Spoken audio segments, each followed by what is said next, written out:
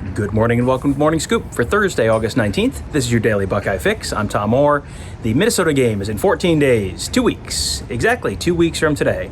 The game against Michigan in exactly 100 days. Quite a milestone day. That's very exciting.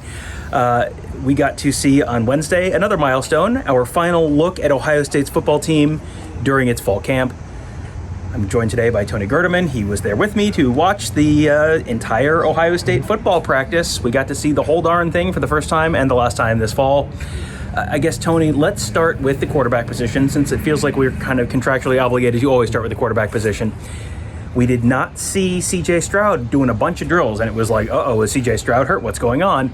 And then after the practice, we weren't necessarily supposed to talk to Ryan Day, but Ryan Day came out and talked to us and sort of explained, okay, here's what's going on with CJ Stroud. Everything is fine. Yeah, I do really appreciate Day coming out, because we're not getting anybody else the rest of the week. Just coming out and saying, hey, this is the situation. He didn't even wait for questions. He's just like, it's a load management thing. When somebody's gotten too many reps or they feel like they've just had too many and they need a break, they'll give them a break. And that's what he got today. He still did do some stuff, but there was a lot of team stuff that he wasn't do.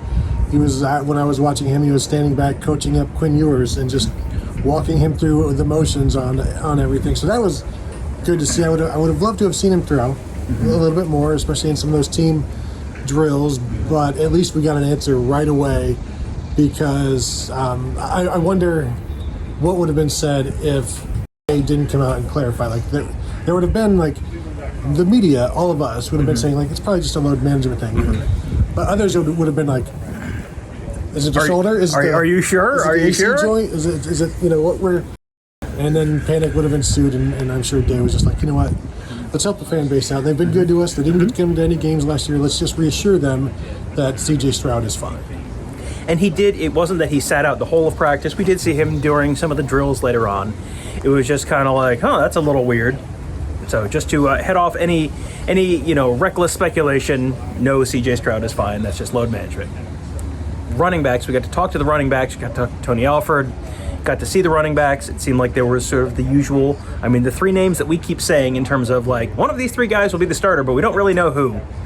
Trevion Henderson, Mayan Williams, Master Teague. Seemed like those three guys were kind of rotating through, pretty much like with the ones for the most part. You can't read a ton into a scrimmage like that, because it's a lot. They're telling guys, stay up, stay up, stay up.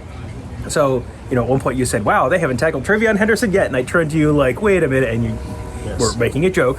But, you can kind of see, even in that situation, you can kind of see what they like about Trevion Henderson. Oh, man, there was one run in between the tackles where he was going to bust it outside, and he just wiggled back inside around like a defensive end, and you could see, like, there may be no tackling. There wasn't going to be any tackling on that one, and he's got vision. He's got the ability to avoid guys. That it's very J.K. Dobbins like, but it was even he does it while he's on the ground. Like J.K. would do some jump cuts, like Trevion Henderson does it while he's still planting, and then he's already thinking about where he's going next, and it's really fun to watch. And I know we haven't talked about him on any of our podcasts, and you guys may be wondering, never once. Who? But nothing I saw today has me thinking any differently. I'll be very, very less surprised if he's playing in the first quarter against Minnesota than maybe a few weeks ago. Even though we keep talking about him, but he just seems like he's a home run waiting to happen, basically. Yeah, a couple other guys who were true freshmen who we saw, and it was just kind of like, were two of the receivers. And you sort of know what you have with Chris Olave. You sort of know what you have with Garrett Wilson. Even with Jackson Smith and Jigba, it's like, okay, you know what you got. He catches everything. Emeka Egbuka is just perpetually open, running over the middle. Just no matter who's covering him, he's just open, running over the middle. Marvin Harrison, I think it was you who said, I don't know if I've ever seen him drop a pass. Like, at any point, like, you've not seen him not catch a ball that was kind of within his catch radius. And his catch radius is pretty big. Those two guys, earlier in the week, I think it was Ryan Day who said, was talking about the freshman receivers and said, yeah, those two guys. And it was like, well, there's actually three, but we know which two you're talking about. It looks exactly like what you were sort of expecting it to look like based on the hype, based on the camp reports. And, based on the fact that we're kind of saying, yeah, I think these two guys are probably going to contribute pretty early and pretty often. They're looking like you'd expect them to look next year. And it is, Emeka Egbuka, like you said, he's just always open. Marvin Harrison caught a ball where he was not open. Demario McCall was on him tight, and he still came away with the ball and almost like basically just took it away from Demario. But yeah, like the hands are so strong on Harrison, and they're soft as well, because we saw him last week pick one up off the ground almost on a very low pass and was able to get it. That's a long way for him to go. His catch radius goes from like his shoe tops to like 12 feet in the air. It's really ridiculous. And then you go with the diameter around that. You can do the math. I cannot. It's wide. And then we even saw Jaden Ballard make a nice catch early on in some team stuff where he went up high for a ball and came down on the sidelines. I would have liked to have seen more deep passes today, but it seemed like there was a lot of short stuff going on. Yeah, there was a lot of, and I'm sure people are going to want to, well, how did Quinn Ewers look? It's like, well, there was a lot of checkdowns. Yeah. There was a lot of checkdowns, which is, this is his, fourth practice as a college player, or third practice as a college player. Like, it's fine. Ryan Day was asked again about him, and he again gave the, he's still trying to figure out what the locker room is kind of answer, which is, I feel like that's going to be the answer for a while, which is fine. I mean, realistically, he's not going to get a chance to fight for the starting job this year. He's so far behind everyone else, which is fine.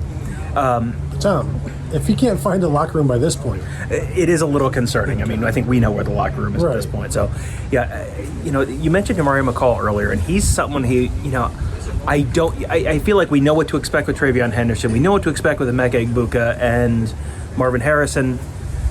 We know what to expect to a certain degree with CJ Stroud. I don't know what to expect with Demario McCall, because it's just, I think I came into fall camp going, okay, well, this will be a fun experiment, and he'll be the fourth team corner, and, it'll be whatever. And he keeps looking good. He graded out as a champion during the scrimmage over the weekend. We keep, we're seeing reps, and he's covering Garrett Wilson, and, even when Garrett Wilson makes the catch, it's like, well, yes, but that's Garrett Wilson, so that's literally what he does. Demario McCall's, staying with him. I am a little more bullish on the Demario McCall to corner experiment than I really thought I had any reasonable opportunity to be this fall. I don't know how you can't be. If you watch it, then you can't be denied by what you're seeing. And you can say, well, Seven Banks and Cam Brown this and that and whatever, but he's still out there with the ones and the twos, depending on, we'll get into that later, but he continues to be right where the ball is. He's making plays, and you get what your works deserve, that sort of thing, and you play yourself onto the field. And he's been doing that. And no, I didn't think it was going to happen. And I'm still skeptical just because. Yeah. But as I've said before, if Demario McCall wasn't a sixth-year Ohio State Buckeye and he was a transfer from another school who came in this spring, people would be raving about him, and Buckeye fans would be going crazy because they found their guy. Yeah. It's interesting because he is. You're right. It's like there's the pre-baggage where it's like, well, everyone 5 years in, everyone knows what you are. It's like, well, maybe in this one case, maybe that's not entirely true. And you mentioned Seven Banks, you mentioned Cam Brown. There were a lot of guys sitting out on Thursday or on Wednesday. That was I think it sounded mostly precautionary. Ryan Day made it sound like none of the guys, Zach Harrison wasn't really doing anything. Seven Banks wasn't really doing anything. Cam Brown, Thayer Munford. There were a few other guys, but I mean, it was a bunch of bigger name guys. So you did have Demario McCall with the ones on defense. Ryan Day made it sound like that none of that stuff is stuff that's going to threaten, and a game. Like Tyler Friday is the one that I think we know is going to threaten a game. I don't think we saw Jerron Cage out there again today. That you kind of wonder about, but you have those guys are not really a concern, but. I think we came into this thinking, okay, we'll be able to get a pretty decent depth chart, and this is our last opportunity to see the team before the Minnesota game in 2 weeks. So this will be a great chance to kind of figure out the depth chart now. And then you got here and you're watching for about 5 minutes, and you're like, oh no, we won't have a clue about any of this stuff, no matter how closely we're watching. No, and I'm sure people will be frustrated. Like, well, you watch an entire practice, you can't get a too deep. You couldn't even get ones because of the number of guys who are out. Both Dallas Gant and Cody Simon were out, so you had Ryan Batch, a walk-on. Tommy Eichenberg, too. And Tommy Eichenberg. So there was, you had a walk-on in there in the middle. And so you lose a bunch of options in terms of trying to piece stuff together. And then you see different guys repping with the ones and they're repping with the twos, and they come in for the last rep with the ones and stay with the twos. And yeah, there's certain areas where yes, you can put together an offensive line depending on how things shake out this week, because that's still up in the air. But I don't know if I do know it's partly depth, it's partly guys who are just being held out, but the depth here is a really impressive thing, and that plays into it even more. Yeah, and I mean, this is the guys who are stepping in are, good enough to be starting on probably a number of Big Ten teams. They're not starting at Ohio State, but if they had to start at Ohio State, that would not be the end of the world. You have depth there that will kind of get you through what you need to. Because, I mean, Ryan Day talked about the fact that there were, you're at the point in fall camp where everybody's got dings, everyone's got scrapes, everyone's got taped ankles and taped wrists, and that you just kind of got guys playing through stuff right now. That's just kind of the nature of how fall camp goes, and some guys are doing it, some guys aren't.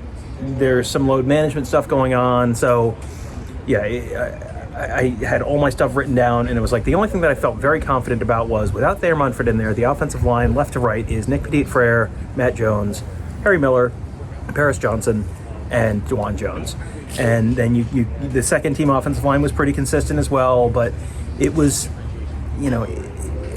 I don't know Thayer Munford, I have kept thinking this is all precautionary, this is all precautionary, this is all precautionary.